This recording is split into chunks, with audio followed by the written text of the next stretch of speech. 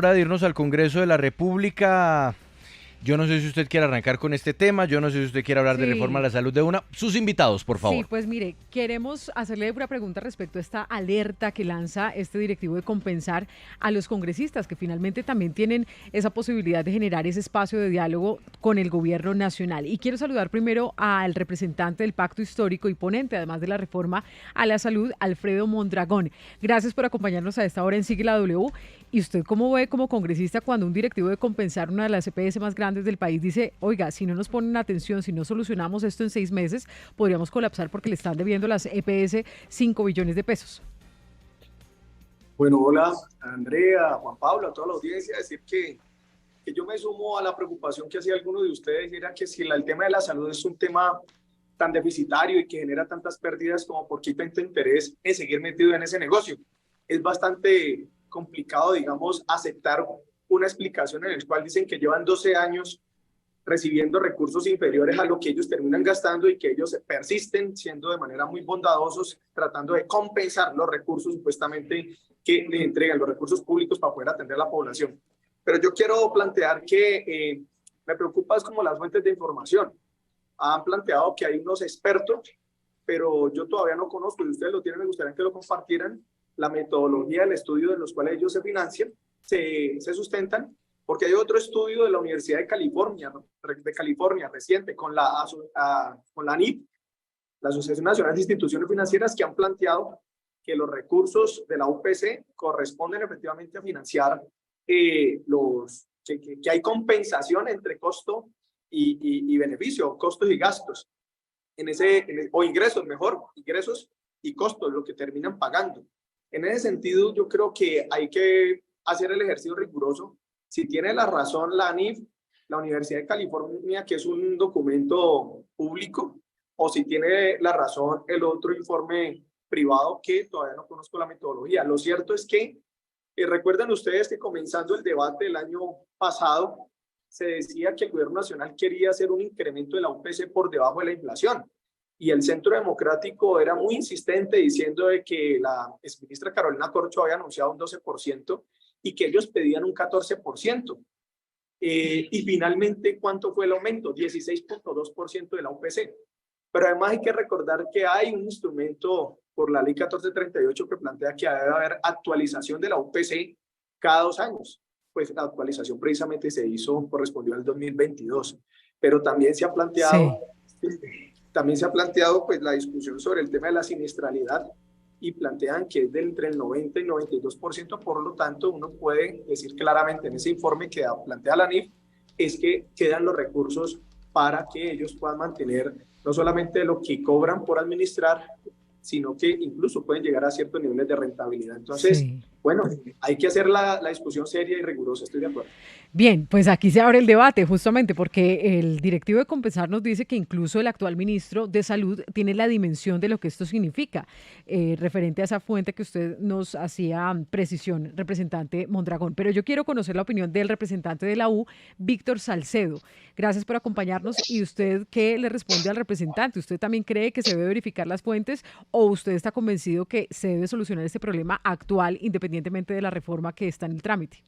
Un saludo muy especial a todos los oyentes y a Juan Pablo, a Andrea, por supuesto, a Mauricio y a mi compañero Alfredo Mondragón. Lo primero que yo tengo que decir es que la falta de actualización de la UPC es una realidad. Y ese no ha sido un problema del actual gobierno. Ha sido un problema que han venido aplazando 2, 3 y 4 gobiernos. Y por eso el partido de la U fue insistente cuando se presentó el texto de la reforma a la salud con Carolina Corcho en que se debía incluir la UPC y las condiciones para hacer la actualización de estas a la hora de determinar los recursos. Hoy estamos frente a una realidad y es que la famosa discusión que usted va al Ministerio de Salud y hay un dato de la deuda. Claro, si no hay actualización, los señores de las EPS hoy plantean que hay una deuda histórica.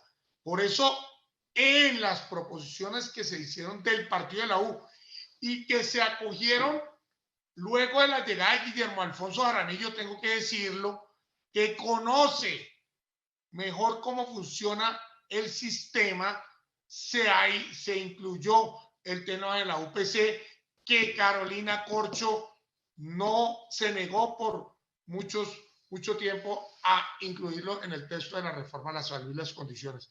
Allí hay un problema que hay que solucionar. La actualización no está clara y hay unos recursos que seguramente hay que sentarse, porque aquí hemos hecho cualquier cantidad de experimentos y al final no ha habido un corte de cuentas claras. Me acuerdo que en algún gobierno hicieron el famoso borrón y cuenta nueva. No, ese no fue el término.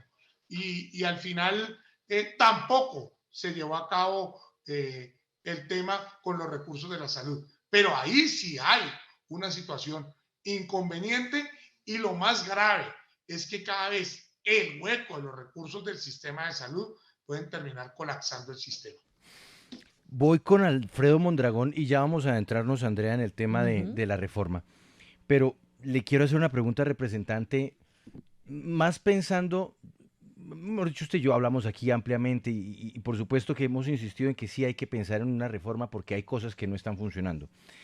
Pero pensando en lo inmediato, en el corto, mediano plazo, ¿no cree que sí es necesario por lo menos darle una última inyección de aire, en este caso pues de recursos a las EPS, para que puedan aguantar hasta que pase lo que pase con la reforma y entre a funcionar el nuevo sistema de salud de ser aprobado en el Congreso y no dejarlas en este llamado auxilio que puede salirnos caros a los colombianos si no se resuelve a tiempo para que estas no empiecen a recortar y a recortar y a recortar, con lo que eso podría implicar para miles de pacientes, y pienso sobre todo en pacientes crónicos?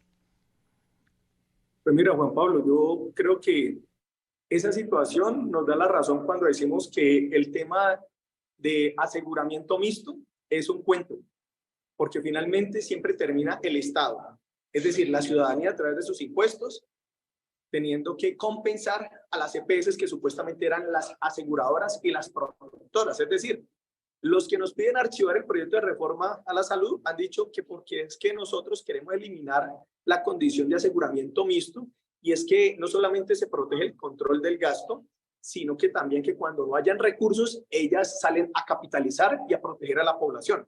Y lo que estamos viendo es que unas EPS nos están diciendo es, vean señores, no nos alcanza la plata, entonces papá Estado tiene que venir a darla. Y es lo que siempre ha sucedido. Por eso decimos que finalmente el aseguramiento lo ha dado en la ciudadanía a través de sus dineros públicos que manejan las instituciones del Estado.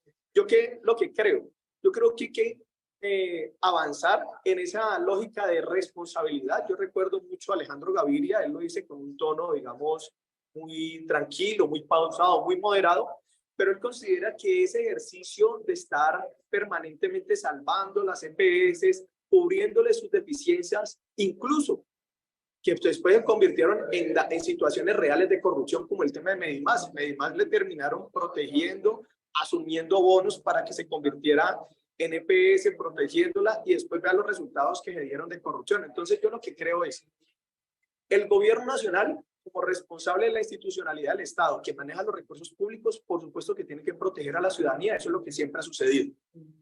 Lo que yo creo es que el ministerio tiene que analizar la situación y efectivamente revisar cómo hace para proteger y garantizarle esa seguridad a la población. Lo que no puede ser es que en este momento se plantee que llevan 12 años de que supuestamente no se actualizan la UPC en los cambios de costos, en efectos inflacionarios, y que por eso entonces la UPC es deficitaria y que ahorita entonces lo ponen en esa discusión, en este marco. Yo lo que creo es el Ministerio de Salud junto con el Ministerio de Hacienda tiene que revisar para ver si es verdad ese estudio. Listo.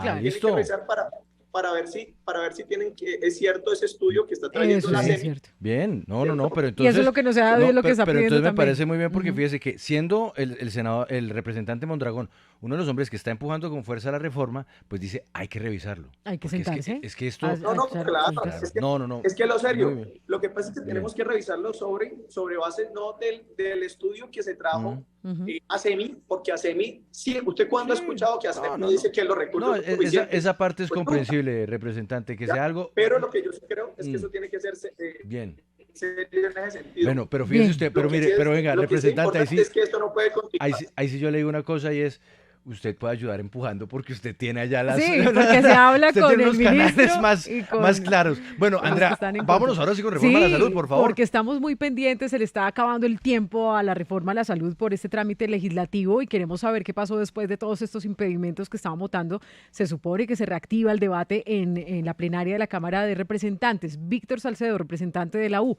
¿se empantanó la reforma o en qué va? El micrófono, representante, lo tiene desactivado. ¿Puede activarlo, por favor? Actívelo, por favor. Eso.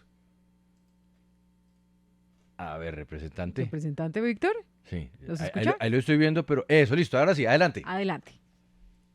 Lo primero que yo quiero decir es que nosotros como partido, la semana anterior le hicimos una solicitud al gobierno que daban las condiciones que hoy atraviesa el país, nos diéramos unos tiempos y buscáramos unos consensos alrededor de las reformas. A mí me parece que la agenda legislativa tan ambiciosa que quiso tener el gobierno terminó por devolverse, por tener el efecto adverso.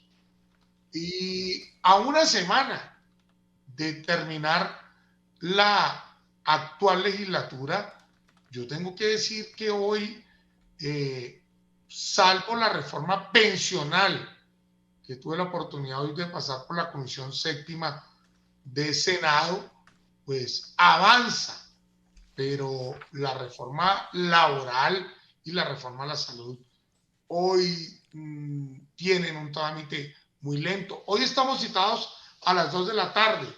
Yo de verdad veo que todo es incertidumbre. Llevamos 2 semanas votando unos impedimentos. Yo creo que el gobierno tiene que tomar este mensaje para buscar un gran acuerdo nacional, buscar consensos alrededor de las reformas que son tan estructurales. Nosotros creemos que es importante adelantar las reformas. Nosotros insistimos en la importancia de una reforma a la salud, pero lo que nosotros hoy vemos es que no hay condiciones.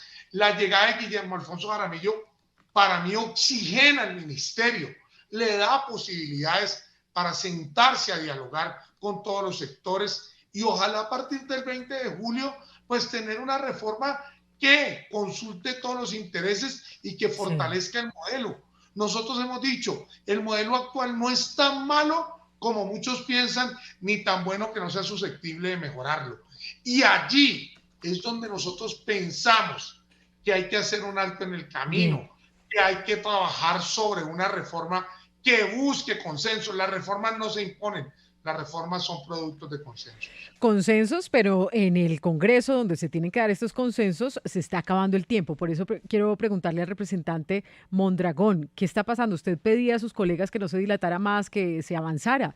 ¿Le queda tiempo aún a este trámite en el Congreso, la reforma a la salud? Mira, yo creo que el presidente Petro y el gobierno le ha respondido, le ha cumplido al país, llevando las reformas que prometió en campaña y que la población exigió, que hayan cambios en diferentes órdenes en materia de derechos sociales, porque lo que hemos vivido en 30 años básicamente es la pérdida de derechos. Nosotros como pacto histórico hemos cumplido en argumentar, en estudiar, en debatir. Yo empecé las audiencias públicas de la salud el año pasado, la hice al frente del hospital universitario, hice una de las cumbres más grandes también en el Valle del Cauca. Mis colegas estuvimos en varias regiones y entre cumbres y audiencias hicimos más de 30, pero también recuerdan ustedes que la doctora Corcho ha dicho que había estado en más de 200 reuniones con diferentes actores, Nosotros hemos estado aquí, he estado en muchas ocasiones, ustedes me han invitado a debates con otras personas. Es decir, ha sido un ejercicio de debate permanente, de consensos, y debo reconocer, lo acaba de decir el colega Salcedo, y es que hemos acogido muchos elementos de nuestros colegas de los diferentes partidos, elementos que nos ha permitido el debate, y creo que esos grandes consensos se dieron en el debate de la Comisión Séptima. Por lo tanto, es comprensible que pueda avanzar de manera más fluida, tanto en la plenaria como en los debates que le faltaría en el Senado de la República. Lo que ha dilatado en este periodo ha sido básicamente la asistencia de colegas de varios partidos para el tema del impedimento. Y recuerden que el impedimento es parte del proceso legislativo. Yo lo que creo es que ahora el país está viendo es al Congreso de la República y nos va a ver a nosotros si traicionamos el anhelo de reformas para garantizar derechos en el país, o si este Congreso trabaja las horas que sean necesarias, los días que sean necesarios para avanzar en ese sentido. Yo creo que nosotros estamos cumpliendo con nuestro papel, el gobierno, la bancada de gobierno, varios colegas de diferentes partidos para tratar de aportar a la reforma. Hoy tenemos un gran consenso que permitió el paso del primer debate. Lo que el país está mirando es lo que nos decían a nosotros en las audiencias.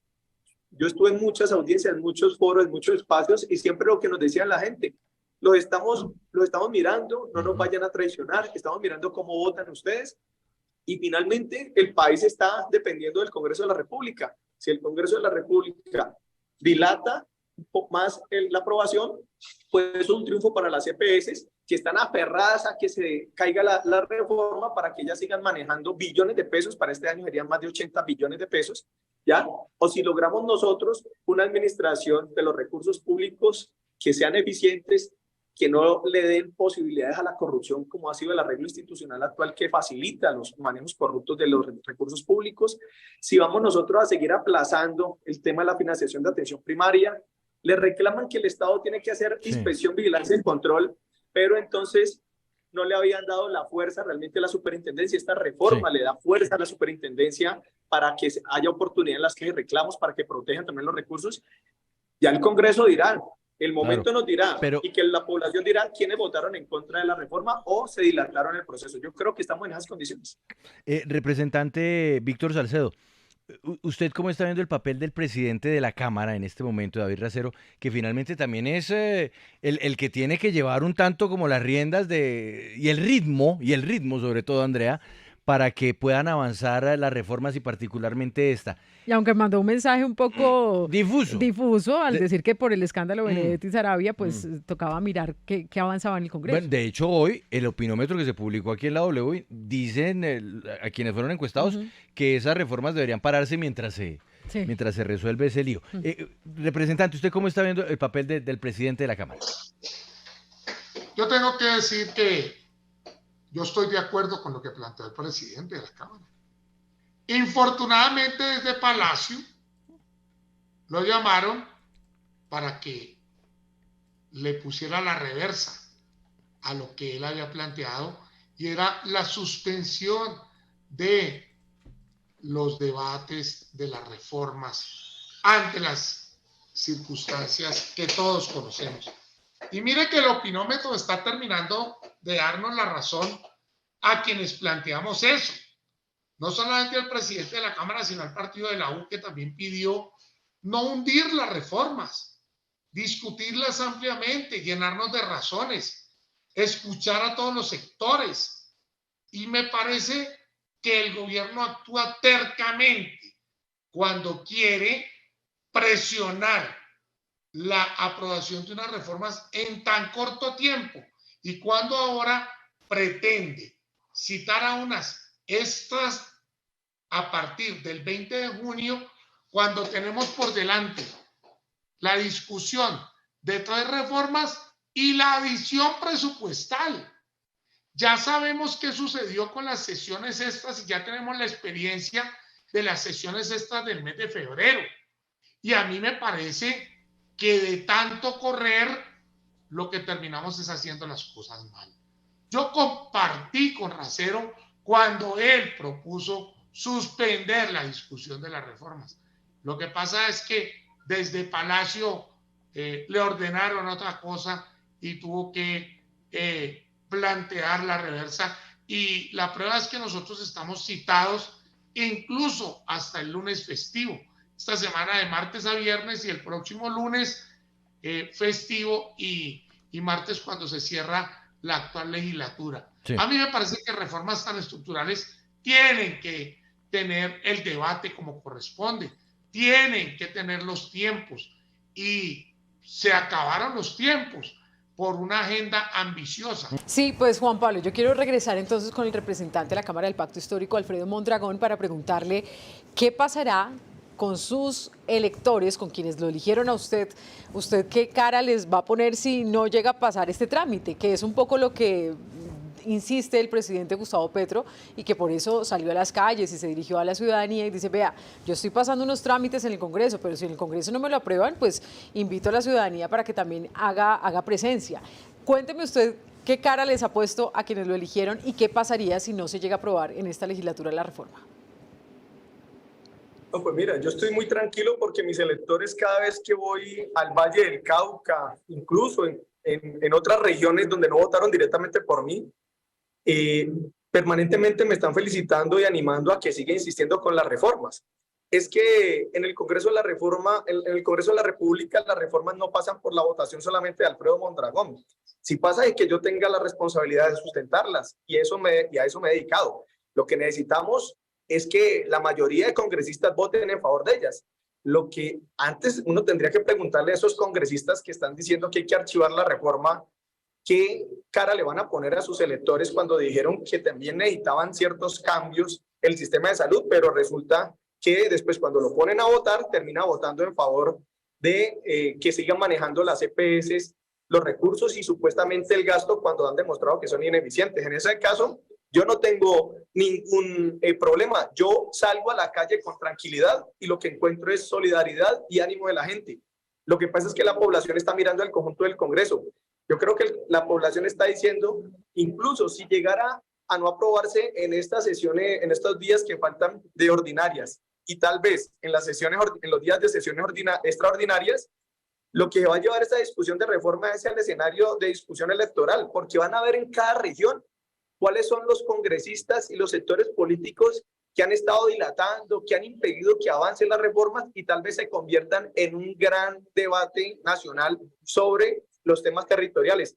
Yo creo que ahí será parte también del debate, pero yo, frente a la pregunta, no tengo ninguna preocupación.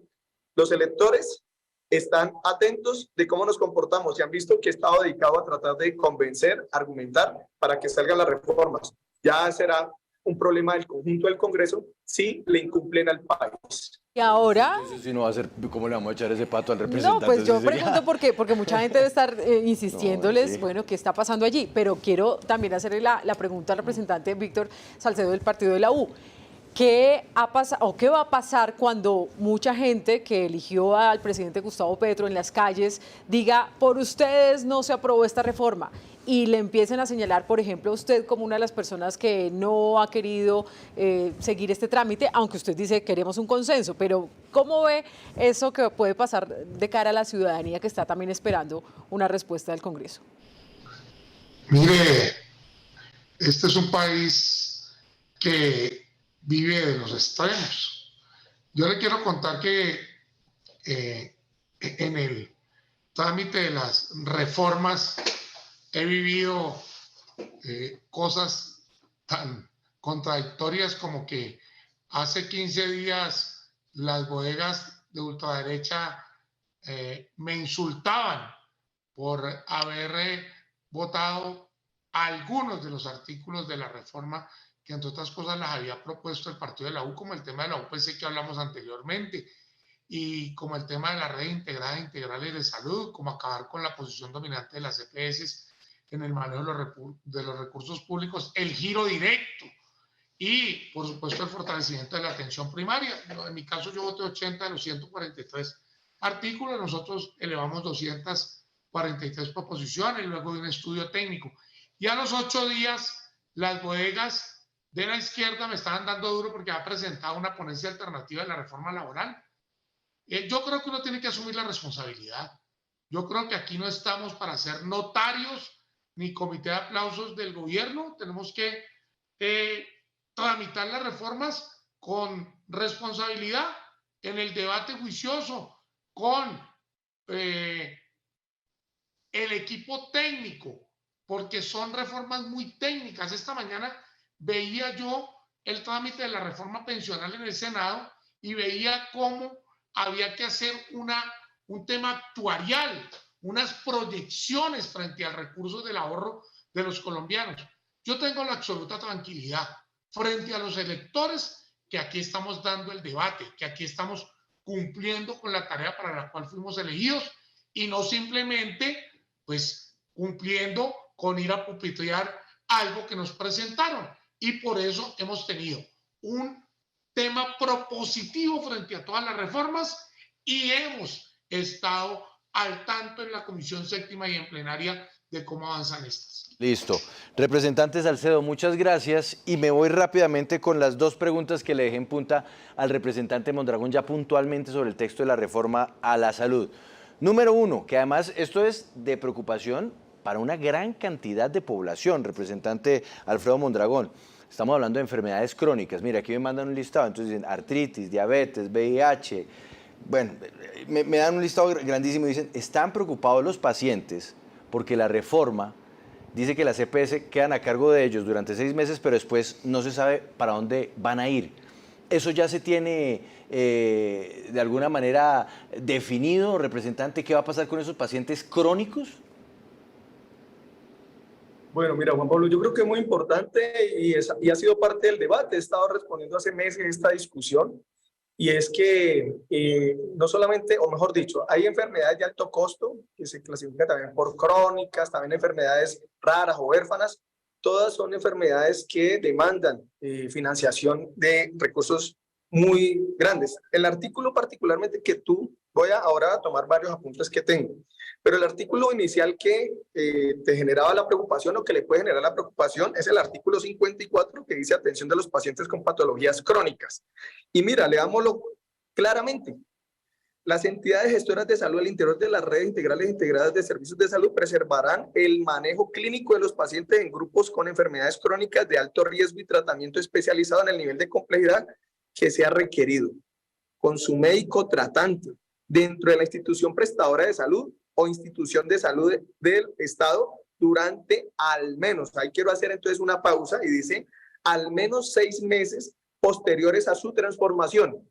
Y reafirma, dice, en ningún caso se suspenderán tratamientos sin ninguna indicación médica explícita basada en las evidencias o se negarán consultas médicas por especialistas dentro de ese periodo de transición. Es decir, el artículo está diciendo de manera clara, no que solamente durante los 6 meses se le va a atender a la población, sino dice al menos, es decir, puede ser más, pero además dice claramente que a nadie se le va a suspender a menos de que haya un parte médico como en cualquier lado, ¿cierto? Si hay un parte médico que avanza, pues entonces evidentemente es que está superando la situación.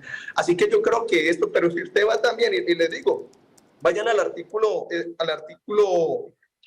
49, las funciones de las gestoras.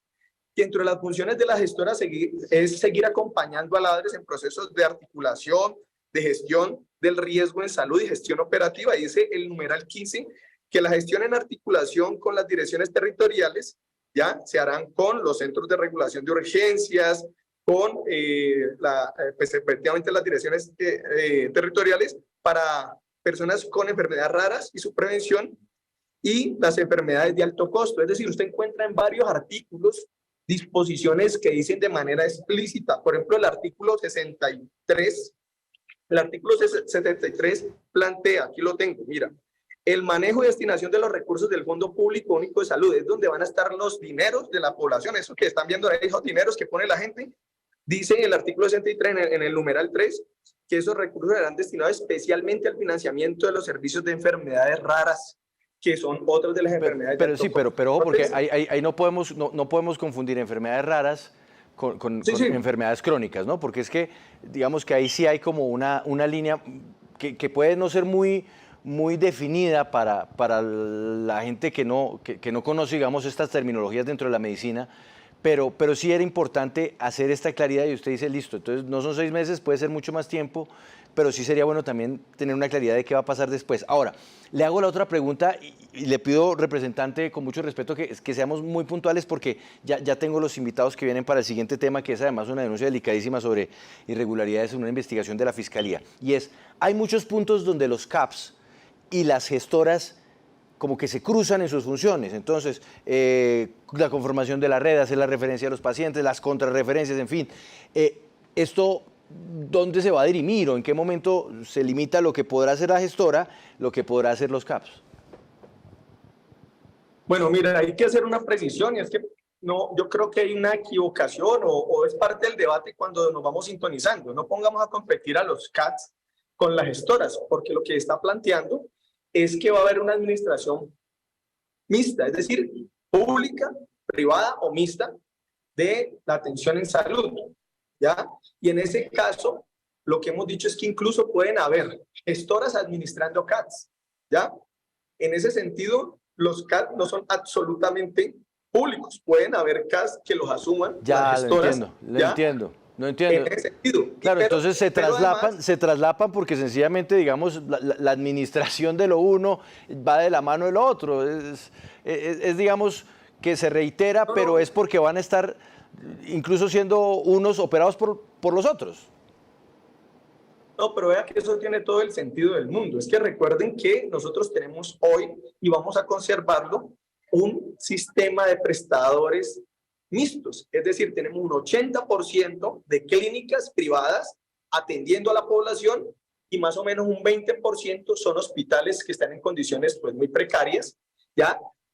No todos están en el mismo territorio. Entonces, ¿qué es lo que se va a ir avanzando? La constitución de centros de atención primarias, algunos tendrán una dirección por parte de gestoras, otras tendrán una administración pública, pero todo eso va a estar articulado porque son los que van a estar permanentemente, no solamente asumiendo responsabilidades de atención de primer nivel resolutiva, sino que van a tener que desarrollar, o algunas la pueden tener más rápidamente, la capacidad de hacer los procesos de trámites, porque recuerden que lo que buscamos es que la población, la vía de la tramitología, ¿cierto?, esa cantidad de obstáculos, se le vuelve un obstáculo a la población cuando le dicen que ellas son las que tienen que ir a buscar la autorización, gestionarla, entonces tienen que ir también desarrollando capacidad esos centros de atención primaria para que puedan efectivamente asumir eso que le han entregado durante 30 años a la población, es que sean ellos mismos los que tienen que ir a hacer las vueltas.